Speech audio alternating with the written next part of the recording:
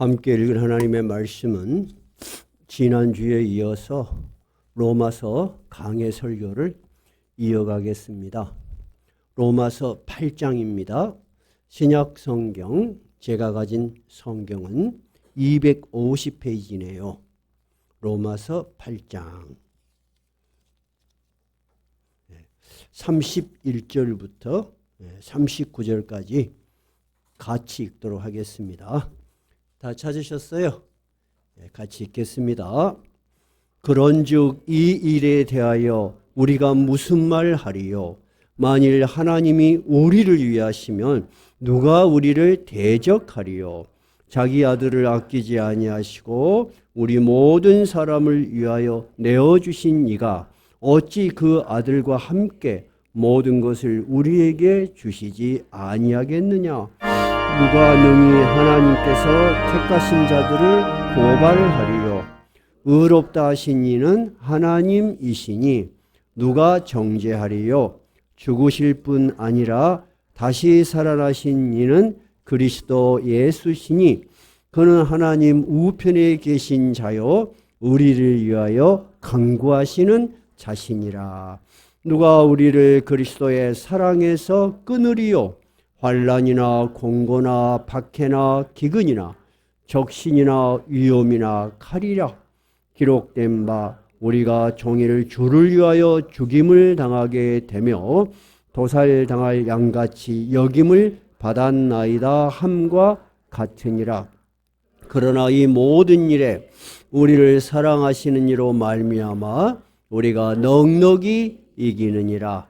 내가 확신하노니 사망이나 생명이나 천사들이나 권세자들이나 현재일이나 장래일이나 능력이나 높음이나 깊음이나 다른 어떤 피조물이라도 우리를 우리 주 그리스도 예수 안에 있는 하나님의 사랑에서 끊을 수 없으리라. 아멘. 우리는 오직 예수 그리스도를 믿음으로 구원을 받는다. 그렇게 로마서 전체를 통해서 배우고 있습니다. 이것이 구원에 대한 우리 기독교의 가장 핵심적인 교리입니다. 근데 우리가 지난주에 살펴봤지만은 우리가 예수 그리스도를 믿음으로 구원을 얻는다. 단어는 몇 마디예요? 믿음으로 구원을 얻는다. 굉장히 간단한 것 같은데 이 믿음의 과정이라는 것이 한 인간에게 평생에 걸쳐서 일어나는 어떤 과정들이 있었어요. 기억나시죠?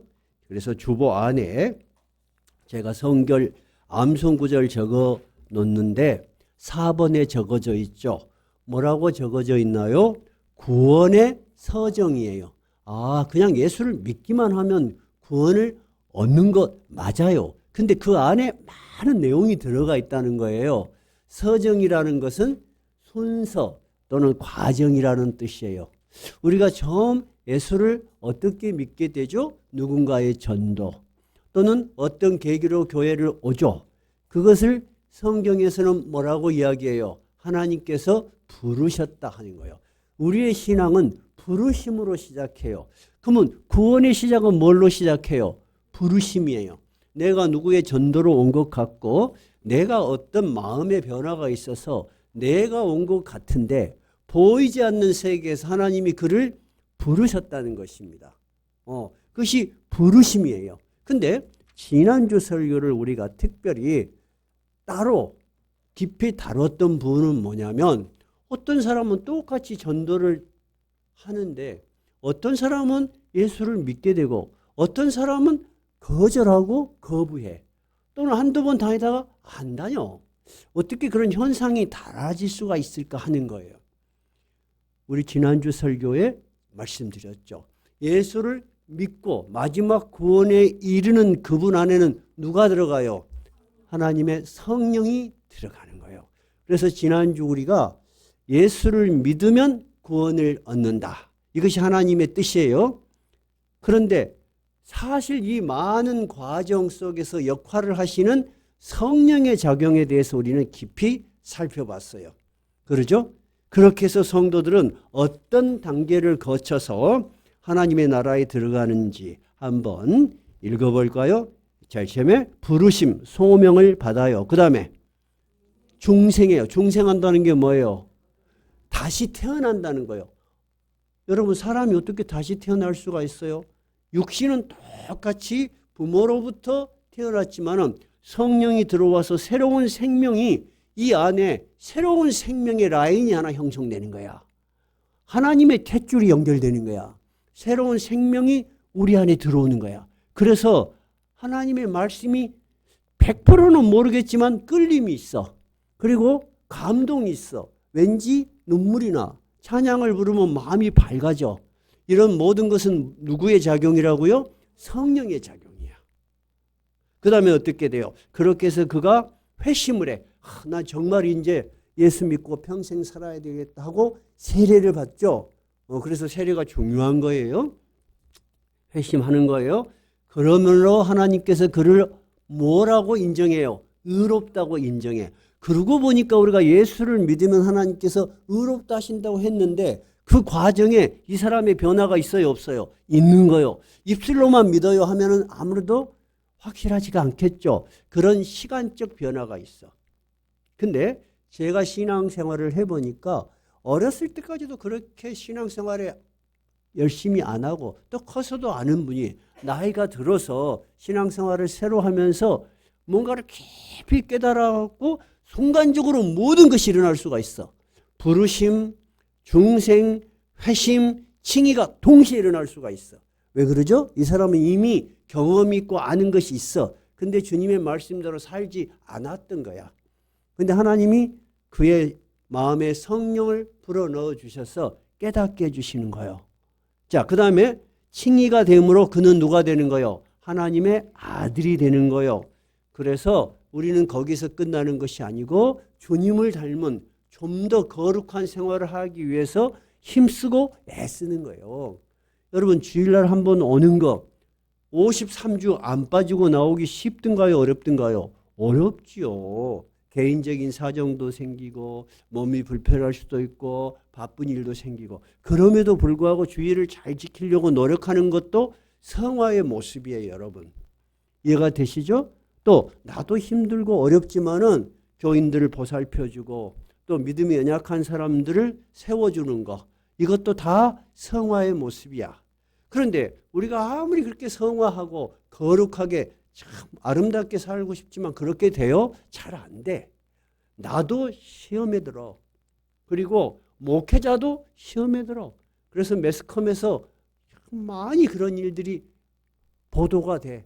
그런 걸 보면은 예수를 안 믿는 사람들은 손가락질을 할 수가 있어요. 아이고 목사 저 새끼들 그럴 수가 있어. 근데 저는 그렇게 생각해요. 인간이 다 그리 약해.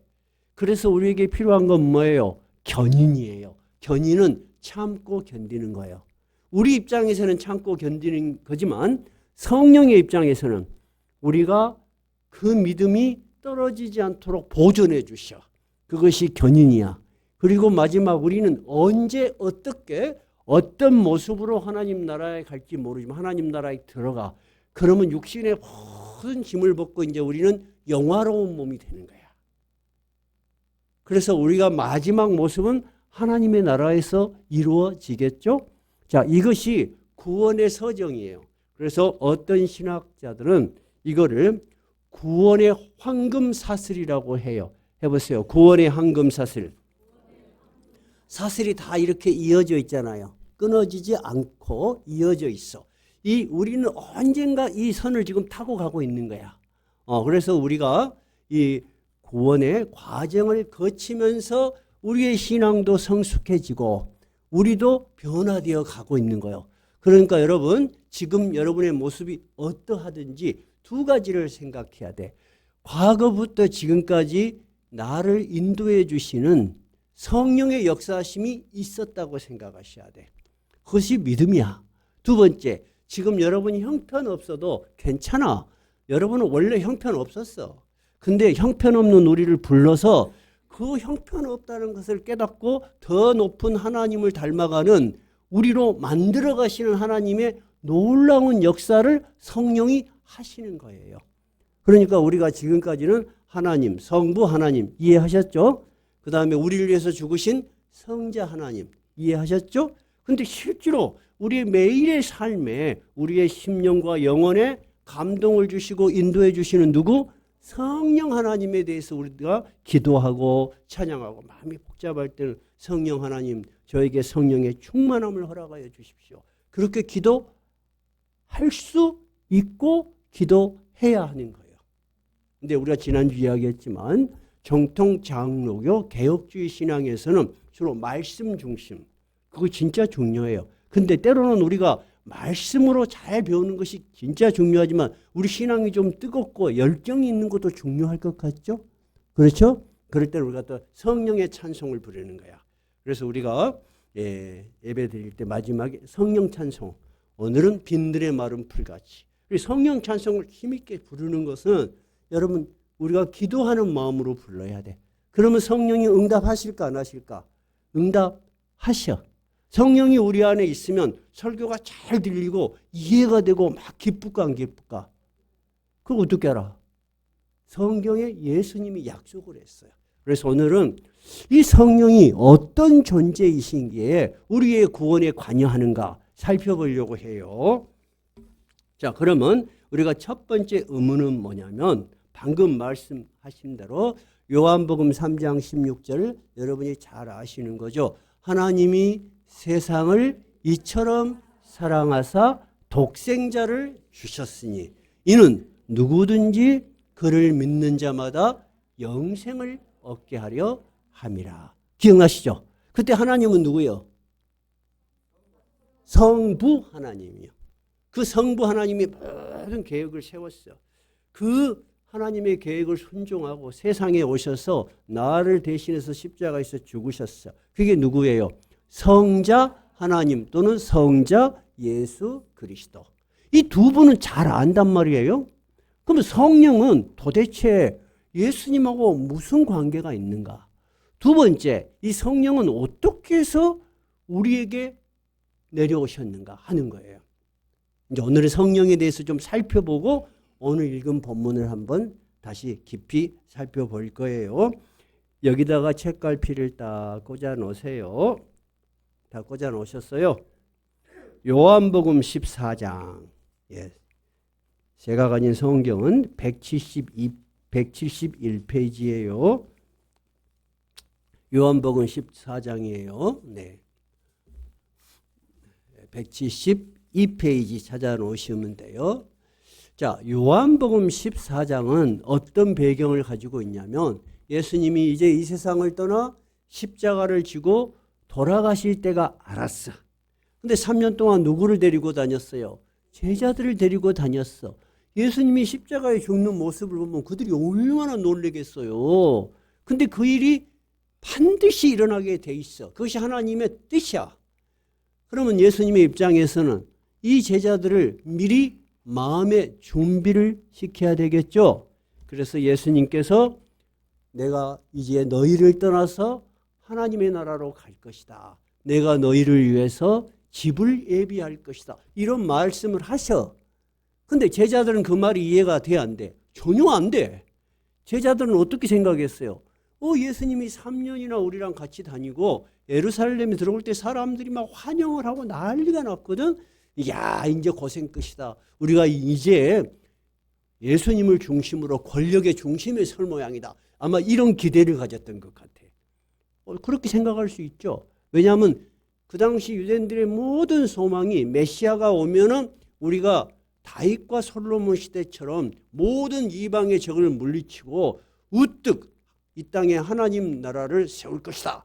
이런 생각을 가지고 있었단 말이에요. 근데 예수님은 이들의 생각과 다른 생각이야. 그래서 이들에게 너희는 마음에 근심하지 말라. 그러면서 무슨 말씀을 하시냐면 내가 분명히 이제 너희들과 헤어질 것이다. 그러면 이 세상에 예수님 있어 없어? 없어. 그럼 제자들이 누구를 믿고 이 신앙생활을 계속할 거예요. 그런데 내가 하나님 나라로 가면은 이 땅에 다른 보혜사 성령을 보내실 것이다 하고 약속을 해. 자, 그럼 잘 들어봐요. 성령은 누가 보내신 거야? 예수님이. 누구에게 부탁해서? 하나님께 부탁해서 보내셨어. 자, 성경을 한번 봐봐요. 요한복음 14장 16절 한번 읽어봐요. 16절 시작. 내가 아버지께 구하겠으니 그가 또 다른 보혜사를 너희에게 주사 영원토록 너희와 함께 있게 하리라. 하나님이 보내시는 새로운 영적인 존재야, 성령은. 근데 이분이 우리와 영원히 함께 있어. 예수님은 하나님 나라로 가서 하나님 우편에서 우리를 위해서 기도하셔. 이제 성령의 시대가 온 거야. 성령이 항상 우리와 함께 있어. 근데 여러분이 너무 그 성령의 존재에 대해서 모르면 신앙이 조금 역동적이지가 않을 수가 있어요. 성령이 영원히 우리와 함께 존재하셔. 그러면 구약 시대는 성령이 있었을까요? 없었을까요? 있었어요. 어떻게 해서 그걸 아냐면 구약의 선지자들이 하나님의 영이 감동이 돼. 구약의 성령은 특정한 사람, 특정한 시기에만 잠깐 나서 자기의 역할을 하셨어. 근데 신약 시대는 이제 항상 영원히 우리와 함께 하시는 성령 하나님이야. 근데 이분이 혼자 오셨어요? 아니에요. 예수님께서 부탁하여 성부 하나님이 모두가, 그래서 성부 하나님 해보세요. 성부 하나님, 성자 하나님, 성령 하나님, 이 세 분을 삼위일체 하나님이라고 하는 거예요. 한번 따라해 보실래요? 삼위일체 하나님. 근데 삼위일체는 이 세상에 그런 존재가 없으니까 설명하기가 너무 힘들어. 그래서 오늘은 그 설명은 다음에 하도록 하고, 우리의 구원을 위해서 세 분의 하나님이, 한 하나님 안에 세 하나님이 있어. 삼위의 하나님이 우리의 구원을 위해서 역사하시고 작용하시고 지금도 활동하고 계시는 거야.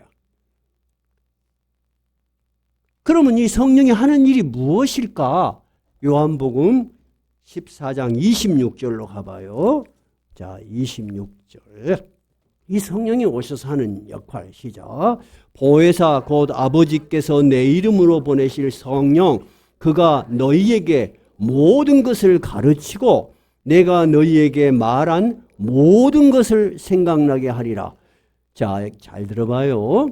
여기서 아버지께서 내 이름으로 보내실 성령 했죠. 여기서 아버지는 누구예요? 성부 하나님이 예수 그리스도의 이름으로 이 땅에 보내실 그 성령이 어떤 역할을 하냐면, 예수님이 지금까지 한 모든 말을 제자들은 귀로는 듣는데 그 말의 깊이를 몰라. 자기들이 이해하고 싶은 대로 이해하는 거야. 근데 성령이 오셔. 그 전에 예수님이 십자가를 지시고 죽어. 너무 놀래. 다 도망가. 근데 예수님이 부활하셔. 너무 놀래. 그런데 예수님이 이제 가셨어. 아무도 자기를 가르칠 사람이 없어. 근데 성령이 내려오셔서 예수님이 했던 모든 말들이 이해가 되기 시작하는 거야. 그리고 확신이 들어. 그리고 전하게 되는 거예요. 성령의 역할이 무슨 역할을 첫째 하신다고요?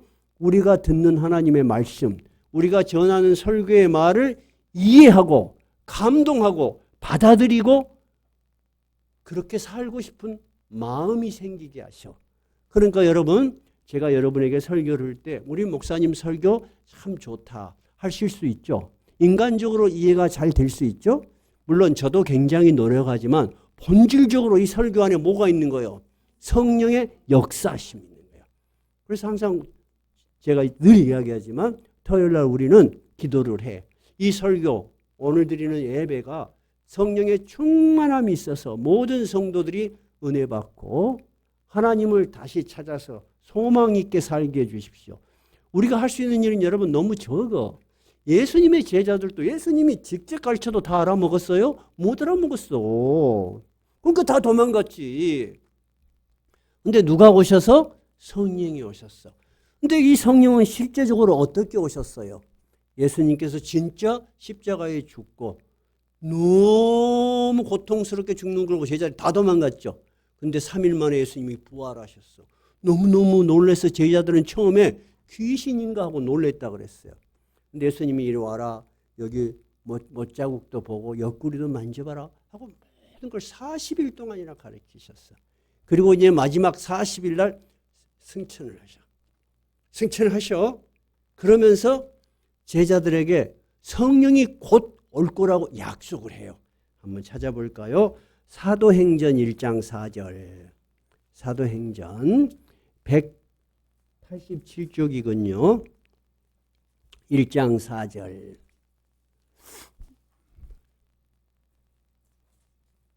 187쪽입니다. 찾으셨어요? 한번 읽어볼까요?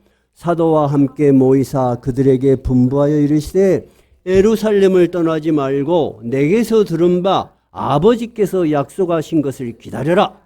요한은 물로 세례를 베풀었으나 너희는 몇 날이 못되어 성령으로 세례를 받으리라. 뭘로 세례를 받으리라? 성령으로. 그 이전까지 예수님 시대에 사람들이 누구한테 가서 세례를 받았어? 요한에게 물로 세례를 받았는데 그 물 세례에도 의미가 있지만은 너희의 심령을 변화시키고 능력을 주시는 성령이 막 내려붙는 거야. 그래서 성령의 세례를 성령 충만함으로도 표현을 해요.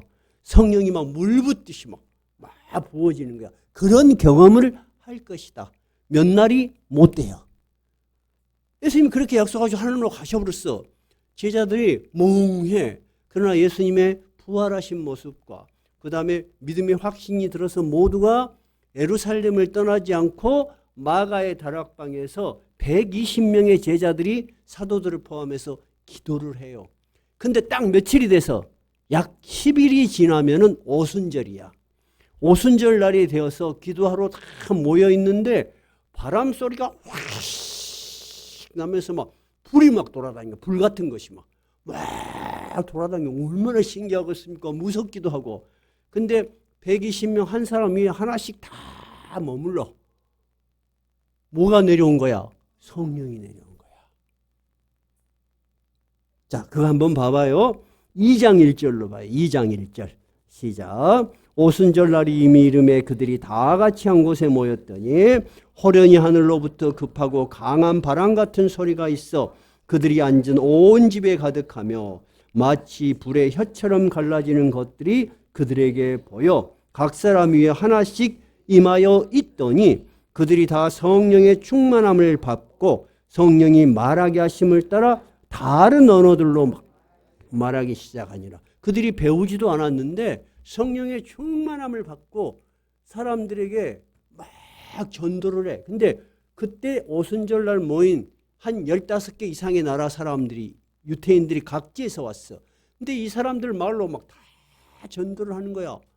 그 전도를 들은 사람들이 너무 놀라는 거야. 아니 이들이 갈릴리 사람이라는데 어떻게 우리 말을 배웠느냐. 자, 성령은 우리가 전하는 말을 능력 있게 한다는 거예요. 그래서 베드로가 한번 설교하니까 어떻게 3,000명이 회개했어. 그러면 아까 성령의 작용, 성경에서 말하는 성령의 작용은 하나님의 말씀, 예수 그리스도의 말씀을 이해하고 그렇죠? 깨닫고 감동하게 하는 역할을 하죠. 두 번째는 우리가 전하는 메시지, 예수 그리스도에 대한 말씀을 힘있게 전하는 능력이 있게 해. 그리고 듣는 사람들의 마음을 깨부셔. 그런 능력이 있어. 그러니까 우리가 전도할 때 여러분 솔직히 전도할 때 겁이 날라 말라 그거 안 거요. 그렇지. 저 사람이 혹시 거절하면 어떡하나? 그럴 때 용기를 내지 말고 성령 하나님 함께 해 주십시오. 성령이 꼼짝없게 해버리면 할 수 없어. 그리고 여러분이 그런 기도를 하고 전도를 하면 마음도 든든하고 왠지 자신감이 팍 생겨. 정말 그래요. 정말. 자, 오늘 제가 성경 전체를 통해서 성령의 역할에 대해서 한번 다시 살펴봤죠. 자, 다시 살펴보는 이유는 이렇습니다. 우리의 구원에 우리는 단지 예수 믿으면 구원 얻는다. 그렇게 어떤 교리나 어떤 공식같이 건조하게 이해를 했는데 오늘 전체적으로 살펴보니까 그 안에 삼위의 하나님이 성부 하나님이 계획하시고 우리를 부르셔. 근데 그의 마음속에 성령 하나님이 들어가서 감동을 줘. 그래서 누구를 믿게 해? 예수 그리스도를 믿게 해. 여러분 이거 신기한 일이야. 정말 놀라운 일이야. 우리의 구원이라는 것은 여러분 우리의 의지나 능력으로 된 것이 아니에요. 하나님이 창세전부터 예수 믿는 자로 선택해서, 그건 우리는 몰라. 하나님의 세계에서 일어나는 거니까. 우리가 부모를 따라서 또는 친구를 따라서 이웃을 따라서 선배를 따라서 교회로 왔어. 그것은 현상적으로 맞아. 근데 이 교회에 와서 나를 감동시켜서 한 번 더 나오고 두 번 나오고 평생 예수를 믿고 살게 되는 것은 누구의 은혜요? 삼위 하나님의 능력이요. 현실적으로 매일매일 살아가는 우리에게 성령의 역사심이 있는 거예요. 그런 여러분 신비해야 하면 신비해. 신비하고 감사한 일이야. 그래서 나는 이런 생각을 가져요. 우리 성도들이 교회에 대해서, 두 번째 조금 넓게 보면 자기 신앙에 대해서 이런 생각부터 시작했으면 참 좋겠어. 내가 예수 믿은 건 정말 감사한 일이다. 여러분 그런 신앙의 고백이 굉장히 단순한 것 같은데 힘이 있어요. 제가 언제 한번 소개를 한 적이 있어요. 우리가 집이 살던 집이 고가, 옛날 집이 방칸이, 옛날엔 방칸이 적었어. 그래서 여러 칸이 있다 보니까 거기서 새들어 사시는 분도 있고 그랬어. 근데 어떤 할머니가 우리 집에 이제 새를 들어 살게 됐는데, 이 할머니가 오자마자 뭘 막 들고 와. 뭔고 했더니 그 신이 심패 모시는 걸 들고 와. 평생 그걸 지고 다녀. 그래서 다 해놓고 촛불을 해놓고 이렇게. 근데 이 할머니가 아기를 못 낳아. 그래서 둘째 부인이 아기를 낳았어. 근데 아기들을 셋을 낳고 둘째 부인이 도망가 버렸어. 하도 살기 어려운 게 옛날에. 그러니까 자기가 낳지도 않은 아기들 셋을 다 키운 거야. 근데 장애가 좀 있으셨어. 얼마나 힘드셨겠어요. 그죠? 오직 믿는 것은 저 칠성각 저거 해놓은 거 신주단지에다가 같이마다. 근데 우리 어머니가 전도를 했어. 전도를 해서 교회를 다니게 됐어요. 우리 어머니 눈에 그 촛불 켜놓고 하는 게 마음에 들겠어? 안 들지. 그러니까 하지 마시오. 누구 할머니 그거 치워보시오. 안 치워. 그 사람들도 얼마나 그거 중요하게 생각한대요. 근데 우리 어머니가 나보다도 조금 더 과격했던가 봐. 들어가서 그 신주단지 들고 나와서 마당에서 패대기를 차고 깨버렸어. 그러니까 할머니가 막 부들부들 떨어. 뭔 일이 일어날까 봐. 근데 우리 어머니가 뭔 일이 일어나면 내가 다 책임질 거니까 걱정하지 마시오. 그렇게 해서 신앙생활이 계속됐어. 근데 세월이 많이 지났어요. 나도 이제 어른이 되고 결혼을 하고. 근데 그 할머니가 이제 다른 집에 이사를 가셔서 돌아가신다는 이야기를 들었어. 근데 우리 집에서 오래 살았기 때문에 마음에 정이 있어서 제가 목사 아니에요. 그때는 평신도일 때 그 할머니를 찾아갔어. 누구 할머니 제가 왔습니다. 그러니까 임종을 하시면서 나 손을 다 붙들고 그래. 삼촌, 나를 보고 삼촌이라 그래. 삼촌, 내가 예수 믿고 살게 된 거 너무너무 잘한 일이고 감사해요. 난 권사님한테 너무 감사해요. 여러분 그것이 신앙에 대한 정수라고 봐. 예수 믿은 것이 너무 잘한 선택이라는 거야. 하나님의 은혜라는 거야. 나는 그 할머니 말이 지금도 생각이 나. 여러분 죽을 때 뭘 가져갈 거예요? 아무것도 못 가져가. 근데 내가 하나님 은혜로 하나님 나라에 들어가는 거야.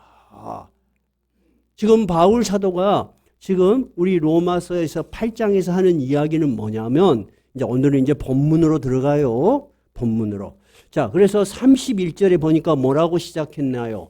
그런즉, 이 말이 뭐예요? 이렇게 삼위 하나님께서 우리를 돌보시고 우리와 함께 하시는데 우리가 이 일에 대하여 무슨 말을 더하겠느냐? 우리가 할 수 있는 일이 뭐겠느냐? 하나님이 완벽하게 우리를 위해서 이렇게 준비하시고 우리를 돌보시는데 우리가 해야 될 일이 뭐가 있겠느냐? 하면서 바울 사도가 이렇게 질문을 해요. 31절 하반부 뭐라고 되어 있나요? 만일 하나님이 우리를 위하시면 누가 우리를 대적하겠는가? 진짜 하나님이 이 로마서에 있는 이야기처럼 이렇게 우리를 위하신다면 누가 우리를 대적해서 우리가 예수 믿다가 그 구원을 얻지 못하고 하나님과 끊어질 수가 있겠느냐? 끊어질 수가 없다. 우리는 하나님이 또 잡아와, 또 잡아와. 즉 그 이야기예요.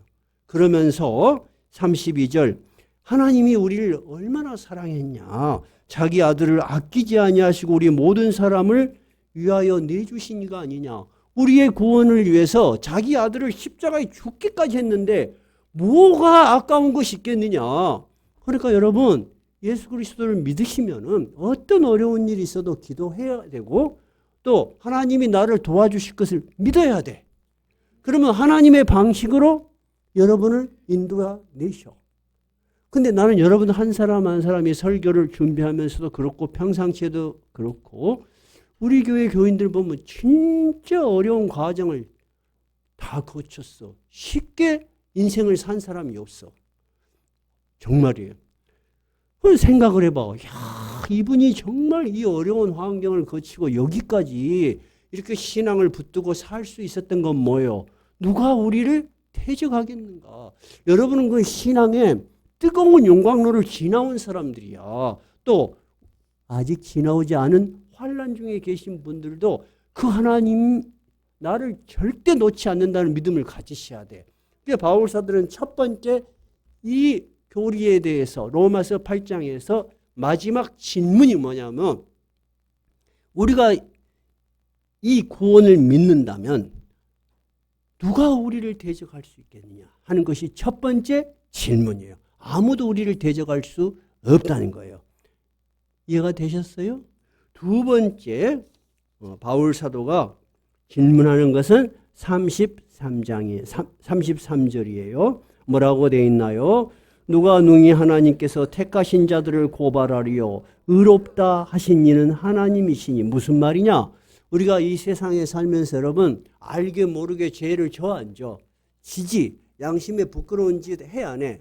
나도 모르게 할 수밖에 없고 어쩔 때는 안 하려고 해도 도저히 안 되는 일들도 많아. 우리 유혹에 넘어져서 자빠져 본 적 있어요? 없어? 있어. 우리 인생을 진짜 탁 까놓고 보면 부끄러운 일 많아 안 많아? 많아. 근데 여러분 그런 것들을 누가 다 잘 알고 있어? 사탄이 잘 알고 있어. 그래서 요한계시록 12장에 보면은 이 사탄이 우리의 모든 비리를 하나님한테 막 고소를 해. 이거 얘가 옛날에 이런 나쁜 짓을 했고 진짜 나쁜 놈이라고 막 해. 근데 하나님께서 듣지 않으셔. 근데 성경 로마서에서는 뭐라고 해요? 34절 읽어봐요. 누가 정죄하리요? 죽으실 뿐 아니라 다시 살아나신 일은 그리스도 예수시니 그는 하나님 우편에 계신 자요 우리를 위하여 간구하는 자이니라. 무슨 말이냐? 예수님이 누구를 위해서 죽었냐는 거야. 나의 그 모든 죄를 위해서 죽었지 않느냐. 그리고 죽어갖고 끝나버렸으면 이 양반이 진짜 나를 도와주고 있는지 힘이 있는지 우리가 알 수가 없어요. 근데 다시 살아났어. 그래서 하나님 우편에 딱 계셔요. 그렇죠? 그리고 나를 위해서 기도해 주셔. 그리고 하나님 우편에서 아닙니다. 쟤는 나를 믿은 사람입니다. 나를 믿었기 때문에 아버지가 약속하신 대로 그는 의인입니다. 라고 해 주시는 거야. 그러면 누가 우리를 아무리 고소해도 소용이 없어. 이해가 되셨어요? 여러분 우리가 좀 뻔뻔해요? 안 뻔뻔해요? 뻔뻔해야 돼. 근데 이건 정당한 뻔뻔이야. 왜? 누군가 우리를 위해서 너무나 큰 형벌을 받으셨기 때문에. 그래서 우리는 뻔뻔 대신에 예수 그리스도 이름을 높이는 거야. 그러면 되는 거야. 지금 그 이야기를 하는 거예요. 누가 우리를 정죄하겠는가? 사탄은 뭘로 우리를 정죄할까요? 첫째, 율법에. 네가 하나님의 법에 이거 지킨 적이 있어? 못 지켰잖아. 며칠 날 문제가 있었어도 여러 가지가 많아. 너 옛날에 바람 핀 거 있잖아. 다 알아. 그래도 소용없어. 우리가 예수 그리스도를 믿음으로 우리의 모든 죄를 하나님 앞에 회개함으로 다 잊혀지는 거야. 그 말이에요. 아무도 우리를 정죄하지 못해. 우리는 하나님 앞에 의인으로 서는 거야. 누구의 공로로? 예수 그리스도로 공로로. 여러분 이 예수 그리스도를 믿는다는 거 참으로 복된 거예요. 그래서 바울 사도는 이렇게 결론을 내려요. 38절 39절 한번 읽어봐요. 37절부터 그러나 이 모든 일에 우리를 사랑하신 이로 말미암아 우리가 넉넉히 이기느니라. 내가 확신하노니 사망이나 생명이나 천사들이나 권세자들이나 현재일이나 장래일이나 능력이나 높음이나 깊음이나 다른 어떤 피조물이라도 우리를 우리 주 그리스도 예수 안에 있는 하나님의 사랑에서 끊을 수 없다. 우리를 구원에서 끊어내려서 구원 얻지 못하도록 하는 힘은 절대 없다는 거야. 누구의 힘을 능가할 수 없다는 거야. 하나님이 우리를 사랑하시는 힘을 능가할 수 없어. 근데 여러분이 어떤 어려운 일이 있어도 예수님의 이름을 붙들고 힘들다고 말할 수 있어. 우리의 믿음이 연약해질 수 있지만 뒤돌아서서 하나님을 떠나지 않는 이상 하나님이 여러분을 버리는 일은 절대 없어. 그걸 믿어야 돼. 그걸 안 믿으면 나도 목회 못해. 여러분의 능력으로 안 돼. 나의 능력으로도 안 돼. 안 돼. 진짜 안 돼.